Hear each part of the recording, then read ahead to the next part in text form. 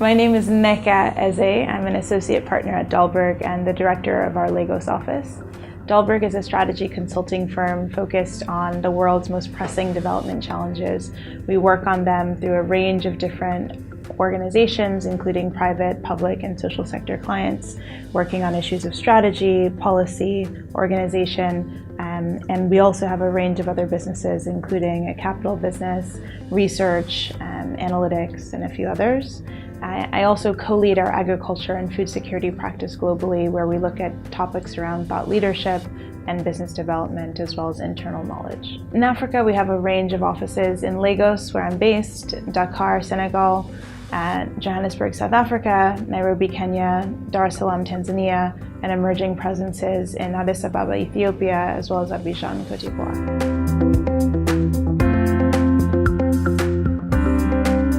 It's a range of projects. I think the most famous one is probably our work to design and set up the Fund for Agricultural Finance in Nigeria called FAFIN, where we spent about 9 months looking at the different agricultural value chains, coming up with the idea for FAFIN, supporting KFW and the Ministry of Agriculture to then sort of get the funding for it and set up the actual fund structure, select the fund manager, and sort of lead to the launch of the fund.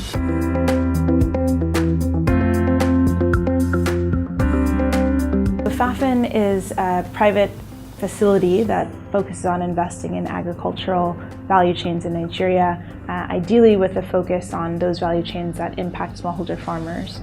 They were launched sort of officially in 2013, and over the last 4 years have made a number of investments sort of across the country with a focus on agriculture.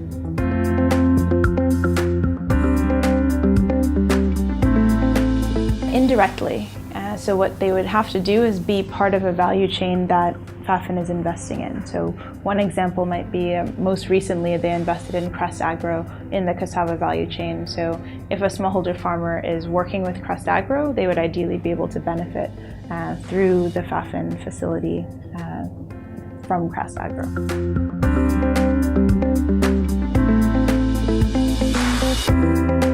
Ideally, the processor would get the investment, and then I'm assuming some part of that investment they can actually use to source the inputs from the smallholder farmers.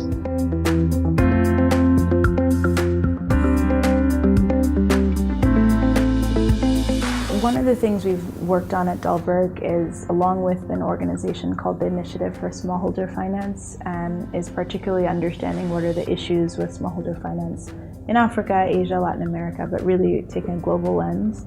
And in Nigeria, it's the same challenges. I think one is the question of how loosely or tightly organized is the value chain that you're in. So for cassava, for example, I'd say it's quite loosely organized. There's a lot of traders, a lot of people sort of very engaged in the value chain, but not a lot of sort of clear links across the value chain. I'd say maize is a very similar one, where most of the maize is sold in an open market rather than with dedicated buyers sort of going to the farm and buying and bringing back. Soy might be more tightly organized, where you have processors who actually go out and search for soy, not in the open market, but sort of at the farm level. So one of those questions is the loose or tight organization of the value chain, as we call it. In the loosely organized value chains, it's very difficult to deliver finance directly to smallholder farmers because of all the issues that people link to either SMEs or to farmers directly, whether it's we don't know them, they're risky, they don't have an off-taker that's very clear, they don't have signed agreements, etc. In some of the more tightly organized value chains, you might be able to actually get smallholder agreements. For example, you might have a feed miller actually sign a contract with a cooperative of smallholder farmers for the procurement of soybeans or whatever it might be. That can actually be financed because you have a very clear offtake agreement with a larger processor or even a larger farm, depending. But in the loosely organized value chains, you really don't have those kinds of formal, firm agreements that, for example, a financier would look at in terms of trying to finance the value chain. So I think that's part of the challenge, is just what value chains are we talking about, how are they organized, and do you have parties that financial institutions are more comfortable working with? So I think that's one.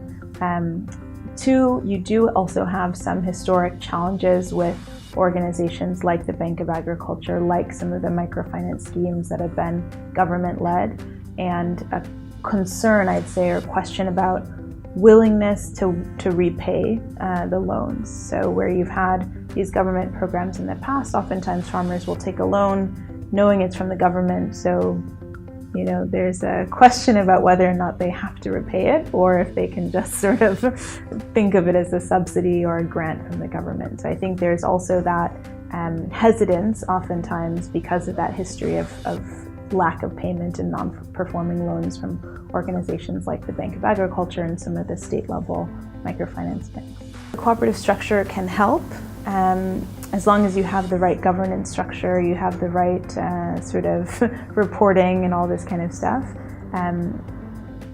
That's not the only challenge though, right? There's a broader issue with the banking system in Nigeria, which has nothing to do with agriculture and has much more to do with oil and gas. And that, I think, probably is maybe the starting point. So you actually don't have commercial banks who are focused on farmers, for example. There's not one here. Whereas, you know, if we look at Kenya, which everyone always looks at, if you look at Equity Bank, it actually started as a cooperative and then grew from there. It was actually focused on farmers and then grew from there, rather than saying, you know, we're going to serve our large oil and gas clients and everyone else is secondary. Obviously, you're starting to see, I think there's been a few annual reports released in the last few days from 2016, and you're starting to see things like, I think one of the banks had something like 43% non-performing loans in oil and gas sector, or energy sector as they're calling it, compared to 2% 2 years ago. So, you know, these loans are not doing well. They're starting to now look at other sectors where they can actually make money, and it is starting to shed a spotlight onto agriculture. But I don't know that that alone is going to change things. So we only have, I think it's just over 9 million bank accounts in the country, and we don't have banks that are active in these rural and remote areas. We're starting to see microfinance banks perhaps look into them, but even the microfinance banks are primarily urban. So there's really no one actively serving rural customers, let alone rural farmers. So whether it's a rural logistics business or it's a rural, you know, clothing business, or it's a rural farmer, and there's really not much finance actually getting out to those locations. And I think it's going to take some innovation in the business models of these companies to actually get there, or in my view, new companies that are actually interested in serving that market. It's not that farmers are not accessing debt at the moment, right? So it's highly informal, and that's part of the challenge, right? So you'll have these, you know, what might be called rotating savings and credit associations, or ROSCAs, or village savings and loan associations, VSLAs, where farmers actually come together and save and or borrow from groups, and whether it's in a cooperative structure or otherwise. There's a number of them that exist across the country, probably millions if we had to put a number to it. So it's not that farmers don't understand the concepts around repaying loans and all of this kind of stuff. I think part of it is just access. So if your branch is 50, 60, 70 kilometers away from your farm, are you going to spend the day traveling there and then another day traveling back, or are you going to tend to your farm? So there has to be a better process for actually accessing the money, repaying, and I think there's also a need to tailor products that make sense for farmers. So if you're giving a farmer who has, let's say they need 6 months for whatever crop they're growing, or let's say 4 months they're growing maize, and you tell them that they actually have to start repaying next week, but they don't get their income for 4 months, that loan product doesn't make sense for that farmer. So I think part of it is also identifying products that make sense for farmers and that can actually be delivered to farmers where they are at, rather than, you know, having time-intensive travel times to the bank branches, if they even exist, or otherwise. I think that's one. The other one, my view, is that there's so many different input providers, so whether it's finance or whether it's seeds, fertilizer, chemicals, whatever it is, who may be interested in targeting smallholder farmers. I think some of those packages make more sense together, because oftentimes just giving a loan is not the end of it, right? Similar to investing, like a private equity company invests in a company, they don't just walk away and say, okay, give me the money in 10 years, give me back the money in 10 years. What they do is they actually support those companies to grow. So they provide technical assistance, if you will. So they might support you on your business plan. They might connect you with other people in your market. They might help find you clients. They do work to actually support your business. It's very similar from a lending perspective as well. So if you give a loan to a smallholder farmer, do you just walk away? Or actually, what you see from some of the banks, not all of them, is they provide in a way some extension services, meaning they come check on you and say, okay, have you done your weeding? Have you sprayed the chemical on time? Or hey, we heard there's actually this pest coming. You need to think about using some of the money to buy XYZ product, whatever it might be, but they are actually quite hands-on in terms of the support they're providing. My perspective is that banks are not necessarily the best equipped to do that, but you have other value chain actors who are quite well equipped to do that. So whether it's traders who need high yield in order to get to the market and get a good price, or it's input providers like the folks selling seed, fertilizer, chemical, who I think could come in to play a really interesting extension role with smallholder farmers. But it's not happening yet. I think it's more aspirational than anything.